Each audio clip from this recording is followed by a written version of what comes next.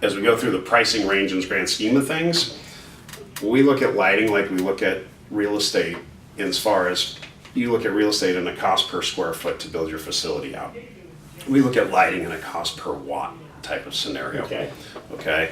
So you've got fixtures anywhere from, I got stuff in my inbox from thousands of overseas manufacturers that are trying to sell me stuff for between 50 cents and $1 a watt. We've got products that are mid-range in about the $2 to $2.50 a watt versus your upper end in that $4 per watt. So depending on what's the difference between a 50 cent per watt and a $4 per watt, that's 8 times the price there. There's a significant difference with what's under the hood.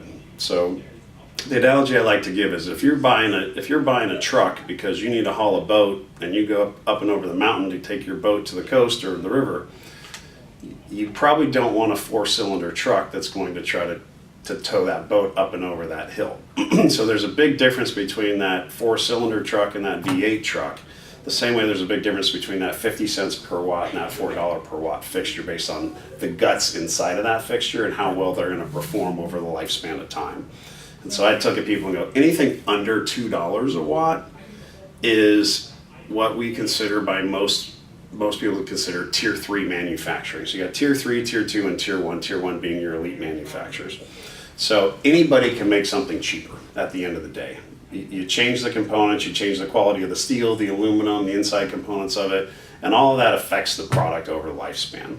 So in the world of LED, and all we do is LED. We have access to everything out there. LED is just a dominant technology in today's world. We can do metal halides, we can do fluorescence, we can do incandescence, all those other things we can do.